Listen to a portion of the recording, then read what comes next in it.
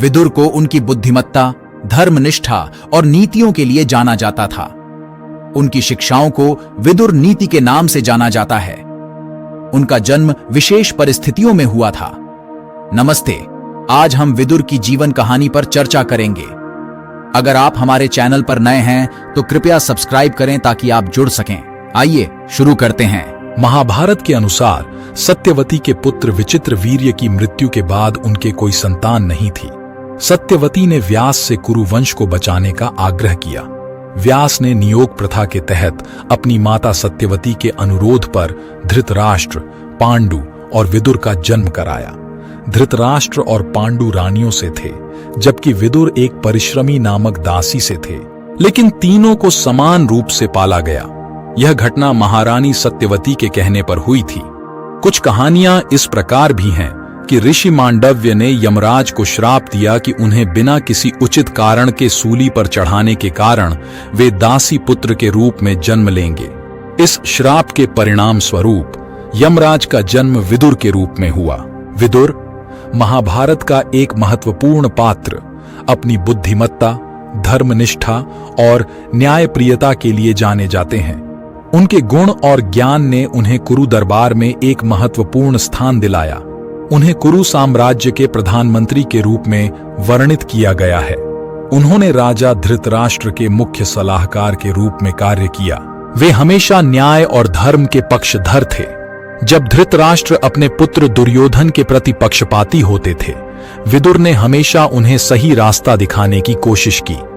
विदुर ने धृतराष्ट्र को अनेक बार चेतावनी दी कि दुर्योधन की गलतियों और अत्याचारों के कारण कुरुवंश का विनाश हो सकता है। दुर्योधन के प्रभाव में धृतराष्ट्र ने विदुर को कुछ समय के लिए निर्वासित कर दिया था, लेकिन उनकी बुद्धिमत्ता ने उन्हें दरबार और जनता का आदर दिलाया। वे हमेशा धर्म और न्याय पर जोर देते थे। विदुर की धर्मनिष्ठा ने अक्सर उन्हें कौरवों के विपरीत रखा। उन्होंने पांडवों की सुरक्षा में महत्वपूर्ण भूमिका निभाई।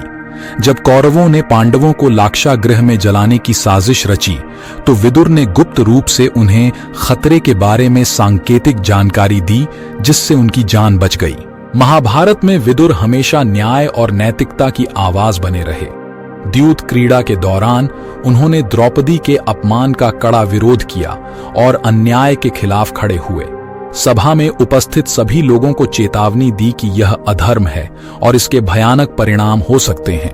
विदुर ने धृतराष्ट्र और कौरवों को नैतिकता और धर्म का पालन करने की सलाह दी, लेकिन उनकी बातों को अनसुना कर दिया गया।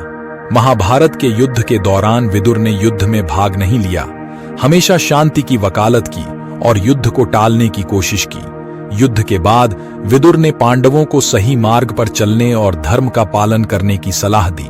विदुर की बुद्धिमत्ता राजनीति और युद्ध से परे थी। विदुर की शिक्षाएं और नीतियां, जो विदुर नीति के नाम से प्रसिद्ध हैं, आज भी प्रासंगिक हैं।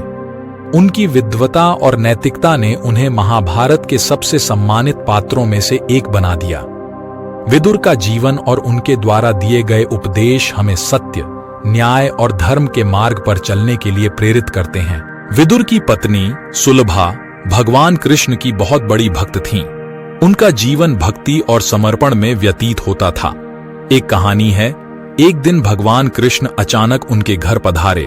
यह उनके लिए अद्भुत और अपूर्व घटना थी, जिससे सुलभा अत्यंत प्रसन्न हो गईं। भगवान कृष्ण का स्वागत किया।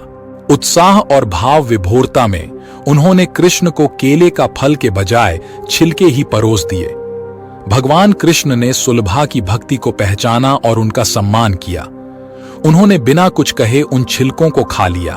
उनके लिए सुलभा की भक्ति और समर्पण महत्वपूर्ण थे, न कि भोजन। जब विदुर घर लौटे और इस घटना के बारे में सुना, तो उन्होंने अपनी पत्नी की भक्ति और भगवान कृष्ण की उदारता का सम्मान किया। विदुर ने यह समझा कि सच्ची भक्ति और समर्पण के सामने कोई भी वस्त्र, भोजन या भौतिक चीजें महत्व नहीं रखती। महाभारत के युद्ध के बाद जब धृतराष्ट्र और गांधारी वनवास के लिए गए, विदुर भी उनके साथ चले गए। अपने अंतिम दिनों में विदुर ने तपस्या की और अंततः अपना जीवन योग बल से त्याग दिया। वे महात्मा विदुर के रूप में प्रसिद्ध हुए और उनकी शिक्षाएं और नीतियां आज भी अमूल्य मानी जाती हैं। विदुर नीति में नीति, धर्म, अर्थ और मोक्ष के बारे में महत्वपूर्ण शिक्षाएं शामिल हैं। यह नीति जीवन के हर पहलू को कवर करती है और नैतिकता, सत्यनिष्ठा और न्याय के सिद्धांतों पर आधारित है। विदुर नीति आज भी प्रबंधन, प्रशासन और व्यक्तिगत जीवन में मार्गदर्शक सिद्धांत के रूप में उपयोग की जाती है। विदुर का चरित्र महाभारत में एक प्रकाश स्तंभ के रूप में खड़ा है। उनकी बुद्धिमत्ता, धर्मनिष्ठा और नीतियां हमेशा से प्रेरणा का स्रोत रही हैं। उनका जीवन और उनके द्वारा दी गई शिक्षाएं हमें न्याय, सत्य और धर्म के मार्ग पर चलने के लिए प्रेरित करती हैं। विदुर वास्तव में महाभारत के सबसे सम्मानीय और आदर्श पात्रों में से एक हैं। इसी तरह के वीडियो के लिए चैनल में जुड़े रहिए। पसंद आया तो लाइक, कमेंट, शेयर कीजिए। धन्यवाद।